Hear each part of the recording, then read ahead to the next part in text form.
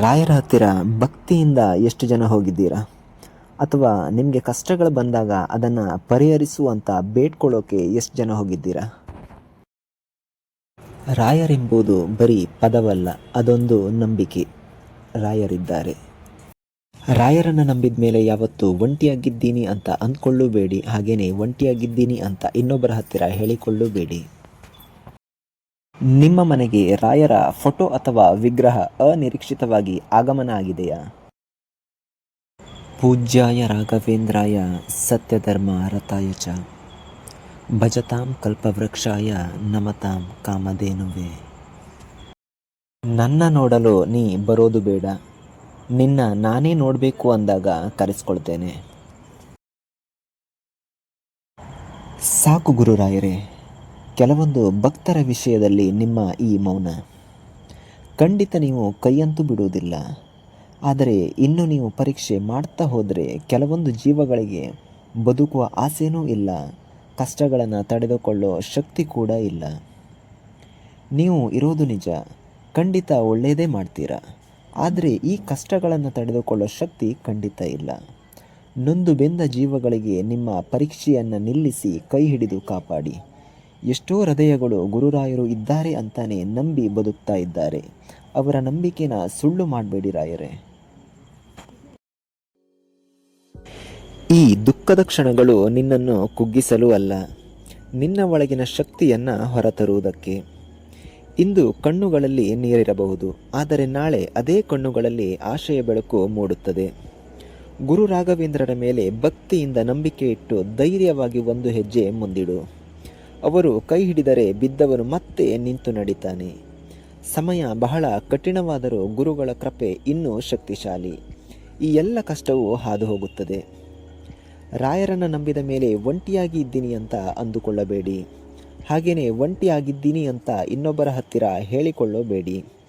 ಯಾಕೆಂದರೆ ರಾಯರನ್ನು ನಂಬಿದ ಮೇಲೆ ಇಲ್ಲಿ ಯಾರೂ ಕೂಡ ಒಂಟಿಯಲ್ಲ.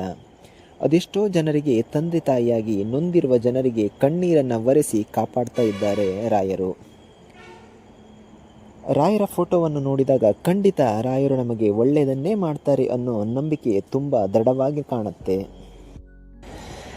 ಜನಗಳು ಕೈ ಬಿಡಬಹುದು, ಖಂಡಿತ ರಾಯರು ಅವರನ್ನು ನಂಬಿರೋರನ್ನು ಯಾವತ್ತೂ ಕೈ ಬಿಟ್ಟಿಲ್ಲ, ಕೈ ಬಿಡೋದೂ ಇಲ್ಲ. ಒಳ್ಳೆಯದು ಆಗೇ ಆಗತ್ತೆ ಅನ್ನೋ ನಂಬಿಕೆನ ಇಡಿ. ಹಣತೆ ಹೇಳಿದ ಕತೆ. ನಿನ್ನ ಕೆಳಗೆ ನೋವೆಂಬ ಕತ್ತಲೆ ಎಷ್ಟೇ ಇರಲಿ, ಆದರೆ ನಗುವೆಂಬ ಬೆಳಕು ಪ್ರಕಾಶವಾಗಿರಲಿ. ನನ್ನ ಜೊತೆ ಸದಾ ನನ್ನ ರಾಯರು ಇದ್ದಾರೆ. ರಾಯರೇ, ನೀವು ನಮ್ಮ ಮನೆ ದೇವರಲ್ಲ, ಚಿಕ್ಕವನಿಂದ ನಿಮ್ಮನ್ನು ನಂಬಿ ಬಂದವನಲ್ಲ. ಮನೆಯಲ್ಲಿ ಯಾವತ್ತೂ ಏಕಾದಶಿ ಆಚರಿಸಿಲ್ಲ. ಆದರೂ ನೀವು ನನ್ನನ್ನು ಹೇಗೆ ಆವರಿಸಿಕೊಂಡಿದ್ದೀರಾ ಅಂದರೆ ನನಗೆ ಗೊತ್ತಿಲ್ಲ. ನಿಮ್ಮ ಮೇಲೆ ಅಪಾರ ಭಕ್ತಿ ಮತ್ತು ನಂಬಿಕೆ ಇದೆ. ಊದಿನ ಕಡ್ಡಿಯನ್ನು ಯಾವುದೇ ಕಾರಣಕ್ಕೂ ರಾಯರಿಗೆ ಹಚ್ಚಬಾರದು. ಬೇರೆ ದೇವತೆಗಳಿಗೆ ಹಚ್ಚಬಹುದು, ಆದರೆ ರಾಯರಿಗೆ ಊದಿನ ಕಡ್ಡಿ ಹಚ್ಚಬಾರದು. ಆದರೆ ಧೂಪವನ್ನು ಹಚ್ಚಬಹುದು. ಧೂಪವನ್ನು ಹಚ್ಚೋದರಿಂದ ವಿಶೇಷವಾದ ಅನುಗ್ರಹ ಆಗುವಂತಹ ಭಾಗ್ಯ ಇರುತ್ತೆ. ಹಾಗೆಯೇ ಕರ್ಪೂರವನ್ನು ಕೂಡ ಹಚ್ಚಬಾರದು. ಮಧ್ವಾಚಾರ್ಯರು ಶಪಥ ಮಾಡಿ ಹೇಳಿದ್ದಾರೆ, ಅಚ್ಯುತ ಅನಂತ ಗೋವಿಂದ ಅಂತ ಹೇಳಿ ನಿಮ್ಮ ಕಷ್ಟ ಪರಿಹಾರ ಆಗಿಲ್ಲ ಅಂತ ಅಂದರೆ ಕೇಳಿ. ನಮಗೆ ಅದರ ಬಗ್ಗೆ ಎಚ್ಚರ ಇಲ್ಲ. ಬಂದಿದ್ದೆಲ್ಲ ಬರಲಿ, ಗೋವಿಂದನ ದಯೆ ಒಂದಿರಲಿ. ಹರಿನಾಮಕ್ಕೆ ಅಷ್ಟು ಬಲವಿದೆ. ತಮಾಷೆಗಾಗಿ ಗೋವಿಂದ ನಾರಾಯಣ ಅಂತ ಅಂದರೂ ಅನಂತ ಜನ್ಮಗಳ ಪಾಪ ಪರಿಹಾರವಾಗತ್ತೆ. ಕೆಲವೊಂದು ಸಲ ಕೆಲವರ ಮನೆಗೆ ರಾಯರ ಆಗಮನ ವಿಚಿತ್ರವಾಗಿ ಆಗಿಬಿಡುತ್ತೆ. ರಾಯರ ಪ್ರಸಾದ ಬರುವಂಥದ್ದು ಆಗಿರಬಹುದು, ರಾಯರ ಫೋಟೋ ಬರುವಂಥದ್ದು ಆಗಿರಬಹುದು, ಅಥವಾ ರಾಯರ ವಿಗ್ರಹ ನಿಮ್ಮ ಮನೆಗೆ ಬರುವಂಥದ್ದು ಆಗಿರಬಹುದು. ಯಾರ ಮನೆಗೆಲ್ಲ ರಾಯರು ಬಂದಿರ್ತಾರೋ ಅವರು ಅರ್ಥ ಮಾಡಿಕೊಂಡ್ಬಿಡಿ, ನಿಮ್ಮ ಎಲ್ಲ ಕಷ್ಟಗಳಿಗೂ ಸಹ ರಾಯರಿಂದಾನೇ ಅಂತ್ಯ ಸಿಗಬೇಕಾಗಿದೆ. ಅಷ್ಟು ಸುಲಭವಾಗಿ ರಾಯರು ಯಾರ ಮನೆಗೂ ಕೂಡ ಬರೋದಿಲ್ಲ. ರಾಯರೇ ನಿಮ್ಮನ್ನು ಹುಡುಕಿ ಬಂದಿದ್ದಾರೆ ಅಂತ ಅಂದರೆ ಪ್ರತಿ ಗುರುವಾರ ಯಾರು ರಾಯರ ಮೇಲೆ ನಂಬಿಕೆ ಇಟ್ಟು ಪೂಜಿಸ್ತಾ ಬರ್ತೀರೋ ರಾಯರ ಅನುಗ್ರಹ ನಿಮ್ಮ ಮೇಲೆ ಖಂಡಿತ ಆಗುತ್ತೆ. ರಾಘವೇಂದ್ರ ಸ್ವಾಮಿ ದೇವಾಲಯದಲ್ಲಿ ನೀಡುವ ಮಂತ್ರಾಕ್ಷತೆ ಕೊಡೋ ಉದ್ದೇಶ. ರಾಘವೇಂದ್ರ ಸ್ವಾಮಿ ಮಂತ್ರಾಕ್ಷತೆ ಅಂದರೆ ಮಂತ್ರ ಜಪ ಮಾಡಿದ ಹಳದಿ ಅಕ್ಕಿ. ಗುರು ರಾಘವೇಂದ್ರರ ಅನುಗ್ರಹದ ಜೊತೆಗೆ ಭಕ್ತರಿಗೆ ರಕ್ಷಣೆ ಮತ್ತು ಸಾಧನೆ ದೊರೆಯಲಿ ಎಂಬ ಆಶೀರ್ವಾದ. ಇದು ಮುಖ್ಯವಾಗಿ ವ್ಯಕ್ತಿಯ ತಲೆಗೆ ಎರಚಿಕೊಳ್ಳಲು ಅಥವಾ ಮನೆಯ ಪೂಜೆಗೆ ತೆಗೆದುಕೊಂಡು ಹೋಗಲು ನೀಡಲಾಗುತ್ತದೆ. ಪೂಜಾ ಕೋಣೆಯಲ್ಲಿ ದೇವರಿಗೆ ಅರ್ಪಿಸಬೇಕು. ಹಾಗೆ ಈ ಮಂತ್ರಾಕ್ಷತೆ ರಕ್ಷಣೆಯ ಸಂಕೇತವಾಗಿರುತ್ತದೆ. ಮೊದಲು ಈ ಮಂತ್ರಾಕ್ಷತೆಯನ್ನು ಪಡೆಯುವಾಗ ಅತ್ಯಂತ ಭಕ್ತಿಭಾವದಿಂದ ಸ್ವೀಕರಿಸಿ. ಬಿಳಿಯ ಬಟ್ಟೆ ಅಥವಾ ಕಾಗದದಲ್ಲಿ ಹಾಕಿ ದೇಹದ ಬಲಭಾಗದ ಜೇಬು ಅಥವಾ ಚೀಲದಲ್ಲಿ ಇಟ್ಟುಕೊಳ್ಳಿ. ಮನೆಗೆ ಬಂದ ನಂತರ ದೇವರ ಮನೆಯಲ್ಲಿ ಅದನ್ನು ಶೇಖರಿಸಿ ಇಟ್ಟುಕೊಳ್ಳಿ. ದಿನನಿತ್ಯದ ಸ್ನಾನದ ಬಳಿಕ ರಾಯರನ್ನು ನೆನೆದು 2 ಕಾಳು ಮಂತ್ರಾಕ್ಷತೆಯನ್ನು ತಲೆ ಮೇಲೆ ಹಾಕಿಕೊಳ್ಳಿ. ಅನಾರೋಗ್ಯ ಸಮಸ್ಯೆ ಎದುರಾದಾಗ ಕೂಡ ನೀವು ಇದನ್ನು ಸೇವಿಸಬಹುದು. ಯಾವುದೇ ಕಾರ್ಯಕ್ಕೆ ಹೊರಡುವ ಮುನ್ನ ಮಂತ್ರಾಕ್ಷತೆಯನ್ನು ತಲೆಗೆ ಹಾಕಿಕೊಂಡರೆ ಯಶಸ್ಸು ಖಚಿತ. ವಿದ್ಯಾರ್ಥಿಗಳು ತಮ್ಮ ಪುಸ್ತಕ ಅಥವಾ ಚೀಲದಲ್ಲಿ ಇಟ್ಟುಕೊಂಡರೆ ಜ್ಞಾಪಕ ಶಕ್ತಿ ವೃದ್ಧಿಯಾಗುತ್ತದೆ. ಮನೆ ಕಚೇರಿಗಳಲ್ಲಿ ಸಮಸ್ಯೆ ಉಂಟಾದರೆ 4 ಮೂಲೆಯಲ್ಲಿಯೂ ಒಂದಿಷ್ಟು ಮಂತ್ರಾಕ್ಷತೆಯನ್ನು ಹಾಕಿದರೆ ಸಾಕು. ರಾಯರ ಮಂತ್ರಾಕ್ಷತೆಯನ್ನು ಪವಿತ್ರ ಅಂತ ಭಾವಿಸಿ ಒಳ್ಳೆ ಮಾರ್ಗದಲ್ಲಿ ಬಳಸಿದರೆ ಖಂಡಿತ ಯಶಸ್ಸು ದೊರೆಯುತ್ತದೆ. ಮಂತ್ರಾಲಯಕ್ಕೆ ಬರೋಕ್ಕೂ ಮುಂಚೆ ಈ ವಿಷಯನ ತಿಳಿದುಕೊಂಡು ಬರಬೇಕು. ಮಂತ್ರಾಲಯಕ್ಕೆ ಬಂದು ರಾಯರ ದರ್ಶನ ಮಾಡೋಕ್ಕೂ ಮೊದಲು ಮಂಚಾಲಮ್ಮ ದೇವಿಯ ದರ್ಶನವನ್ನು ಮಾಡಬೇಕು. ಯಾಕೆಂದರೆ ಮಂತ್ರಾಲಯದ ನಿಜವಾದ ಮಾಲೀಕರು ಗ್ರಾಮ ದೇವತೆ ಮಂಚಾಲಮ್ಮ ದೇವಿ. ಇಂದು ಕೋಟ್ಯಾಂತರ ಭಕ್ತರನ್ನು ಕಾಪಾಡ್ತಿರೋ ರಾಯರು ಅಂದು ನೆನೆಸಲು ಅನುಮತಿ ಪಡೆದಿದ್ದು ದೇವಿಯ ಬಳಿಯಲ್ಲಿಯೇ.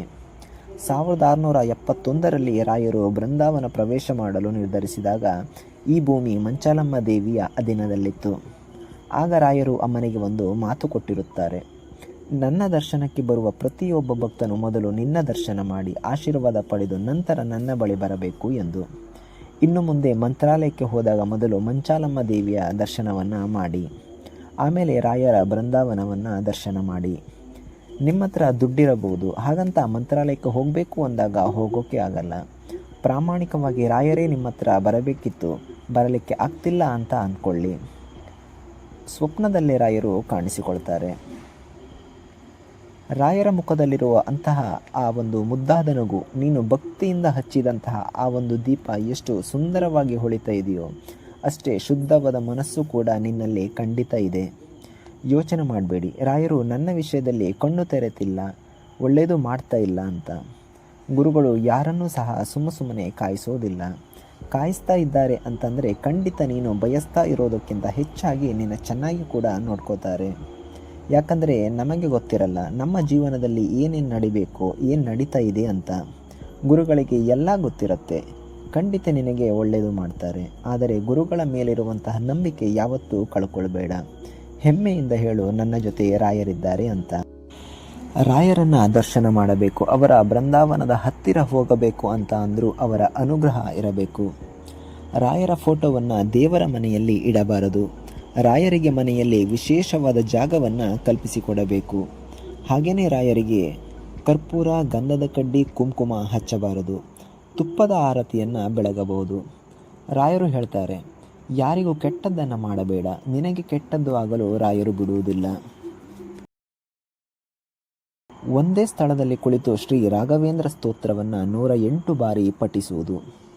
ಹೆಜ್ಜೆ ನಮಸ್ಕಾರ ಅಂದರೆ ಬೃಂದಾವನವನ್ನು ಒಂದು ಸಮಯದಲ್ಲಿ 1 ಹೆಜ್ಜೆ ಮುಂದಿಡುವುದು ಮತ್ತು ಪ್ರತಿ ಹೆಜ್ಜೆಗೆ ನಮಸ್ಕಾರ ಮಾಡುವುದು. ಉರುಳು ಸೇವೆ ಅಂದರೆ ದೇಹದ ಮೇಲೆ ಉರುಳುವುದು ಮತ್ತು ಬೃಂದಾವನವನ್ನು ಸುತ್ತುವುದು. ಇದು ಮಹಿಳೆಯರಿಗೆ ನಿಷಿದ್ಧವಾಗಿರುತ್ತದೆ. ರಾಯರ ಬೃಂದಾವನಕ್ಕೆ ಹಸುವಿನ ಹಾಲಿನಿಂದ ಅಭಿಷೇಕ ಮಾಡುವಾಗ ಶ್ರೀ ರಾಘವೇಂದ್ರ ಸ್ತೋತ್ರವನ್ನು 108 ಬಾರಿ ಪಠಿಸುವುದು. ಇದೆಲ್ಲವುದಕ್ಕೂ ಮುಖ್ಯವಾಗಿ ನಿಮ್ಮಲ್ಲಿ ಪ್ರಾಮಾಣಿಕತೆ, ಶುದ್ಧ ಹೃದಯ ಮತ್ತು ತೀವ್ರವಾದ ಭಕ್ತಿ ಇರಬೇಕು. ಎಷ್ಟು ಕಷ್ಟ ಬಂದರೂ ದೇವರು ಧರ್ಮವನ್ನು ಬಿಡದಿದ್ದರೆ ಭಗವಂತನ ಅನುಗ್ರಹ ಆಗತ್ತೆ. ಮಂತ್ರಾಲಯ ಪ್ರಭುಗಳು ರಾಘವೇಂದ್ರ ಸ್ವಾಮಿಗಳು ಅವರ ಜೀವನದಲ್ಲಿ ಎಷ್ಟು ಕಷ್ಟ ಬಂತು. ಎಷ್ಟೇ ಕಷ್ಟ ಬಂದರೂ ಅವರು ಬಿಡದೆ 2 ಹಿಡಿದರು. ಒಂದು ಸತ್ಯರಥಯಚ, ಇನ್ನೊಂದು ಧರ್ಮರಥಯಚ. ಅದಕ್ಕೆ ಅವರು ಪೂಜ್ಯಾಯ ರಾಘವೇಂದ್ರಾಯ ಸತ್ಯಧರ್ಮ ರಥಯಚ. ಅವರ ಹೆಸರು ಹೇಳಬೇಕಾದ್ರೆ ಪೂಜ್ಯಾಯ ಅಂತ ಕರಿತೀವಿ. ರಾಘವೇಂದ್ರ ಸ್ವಾಮಿಗಳ ಹತ್ತಿರ ಬಂದು ಅದು ಕೊಡು ಇದು ಕೊಡು ಅಂತ ಎಲ್ಲ ಕೇಳಬಾರದು. ಸ್ವಾಮಿ ನೀವೇನು ಕೊಡೋದು ಬೇಡ, ನೀವು ಮನ ಒಳಗೆ ಬನ್ನಿ, ನಮ್ಮ ಮನೆ ಒಳಗೆ ಬನ್ನಿ, ಹಾಗೆ ನಮ್ಮ ಮನದ ಒಳಗೆ ಬನ್ನಿ. ನಮ್ಮ ಮನೆಯ ಒಳಗೆ ಏನು ಪ್ರಾಬ್ಲಮ್ ಅಥವಾ ನಮ್ಮ ಮನದ ಒಳಗೆ ಏನು ಪ್ರಾಬ್ಲಮ್ ನೋಡಿಕೊಂಡು ನೀವೇ ಅದನ್ನು ಸರಿ ಮಾಡಿಬಿಡಿ. ಇದ್ದಲ್ಲೇ ದೇವರು ನಮ್ಮನ್ನು ಉದ್ಧಾರ ಮಾಡಬೇಕು ಅಂತ ಮನಸ್ಸು ಮಾಡಿದರೆ ಅಲ್ಲೇ ಮಾಡ್ತಾನೆ. ನೀವು ಇದ್ದ ಕಡೆನೇ ನಿಮಗೆ ಜ್ಞಾನ ಕೊಡಿಸುತ್ತಾನೆ. ಇದ್ದ ಕಡೆನೇ ದೇವರು ಅನುಗ್ರಹ ಮಾಡ್ತಾನೆ. ನೀವೆಲ್ಲೂ ಹೋಗೋದು ಬೇಕಾಗಿಲ್ಲ. ಶಬರಿಗೆ ಇದ್ದ ಕಡೆನೇ ಬಂದು ರಾಮ ಅನುಗ್ರಹ ಮಾಡಿದ. ರಾಯರಿಗೆ ಈ ಒಂದು ಸಂಕಲ್ಪ ಮಾಡಿ ನೋಡಿ, ನಿಮ್ಮೆಲ್ಲ ಕಷ್ಟಗಳು ನಿವಾರಣೆಯಾಗುವುದು. ರಾಯರಿಗೆ 7 ದಿನಗಳ ಸಂಕಲ್ಪ ಮಾಡುವುದರಿಂದ ನಿಮ್ಮೆಲ್ಲ ಕಷ್ಟ ಪರಿಹಾರ ಆಗುವುದರ ಜೊತೆಗೆ ರಾಯರ ಅನುಗ್ರಹ ದೊರೆಯುತ್ತದೆ. 32 ಕಡಲೆಕಾಳನ್ನು ರಾತ್ರಿ ನೆನೆಸಿಟ್ಟು ಬೆಳಗ್ಗೆ ರಾಯರ ಫೋಟೋ ಅಥವಾ ವಿಗ್ರಹಕ್ಕೆ ಅರ್ಪಿಸಿ. ಈ ರೀತಿ ಗುರುವಾರ ಪ್ರಾರಂಭ ಮಾಡಿ 7 ದಿನಗಳ ನಿರಂತರವಾಗಿ ಮಾಡಬೇಕು. ಬೆಳಿಗ್ಗೆ ಹಾಕಿದ ಕಡಲೆಕಾಯಿ ಹಾರವನ್ನು ಸಂಜೆ ತೆಗೆದು ಹಸುವಿಗೆ ನೀಡಬೇಕು. ಹಸು ಇಲ್ಲವಾದರೆ ಯಾರೂ ತುಳಿಯದೇ ಇರುವ ಜಾಗಕ್ಕೆ ಹಾಕಿ. 7 ದಿನಗಳು ಈ ಸಂಕಲ್ಪದಲ್ಲಿ ನಿಮ್ಮ ಎಲ್ಲ ಇಷ್ಟಾರ್ಥ ನೆರವೇರುತ್ತದೆ. ಏಕಾದಶಿ ದಿವಸ ಉಪವಾಸ ಮಾಡಬೇಕು. ಏನಾದರೂ ತಿಂದರೆ ಮಹಾಪಾಪ. ಮಧ್ವಾಚಾರ್ಯರು ಈ ಮಣ್ಣಿನಲ್ಲಿ ನಿಂತು ಹೇಳಿದ ಮಾತುಗಳು. ಏಕಾದಶಿ ತಿನ್ನೋದರ ಬದಲು ಗೋಮಾಂಸ ಕಡಿಮೆ ಪಾಪ ಅಂತ ಹೇಳಿದ್ದಾರೆ. ಗೋಮಾಂಸ ತಿನ್ನಿ ಅನ್ನೋದರ ತಾತ್ಪರ್ಯ ಅಲ್ಲ. ಏಕಾದಶಿ ತಿಂದರೆ ಅಷ್ಟು ದೊಡ್ಡ ಪಾಪ ಅಂತೆ ಅದು. ಕುಡಿಯುವ ನೀರು ನಾಯಿ ಮೂತ್ರಕ್ಕೆ ಸಮವಾಗುತ್ತಂತೆ. ಅದು ಇವಾಗಲ್ಲ, ಕುಡಿಯುವಾಗ ನೆನಪು ಮಾಡಿಕೊಳ್ಳಿ. 14 ವರ್ಷ ದಾಟಿ 80 ವರ್ಷ ಮುಟ್ಟುವ ತನಕ ಏಕಾದಶಿ ತಿಂದರೆ ಮಹಾಪಾಪ ಅಂತ ಹೇಳಿದ್ದಾರೆ. ಯಾರು ಏಕಾದಶಿ ಉಪವಾಸ ಮಾಡ್ತಾರೆ 15 ದಿನ ಮಾಡಿದ ಎಲ್ಲ ಪಾಪಗಳು ಕೂಡ ನಾಶವಾಗುತ್ತಂತೆ. ಹಾಗಾಗಿ ಏಕಾದಶಿ ಉಪವಾಸ ಮಾಡಬೇಕು.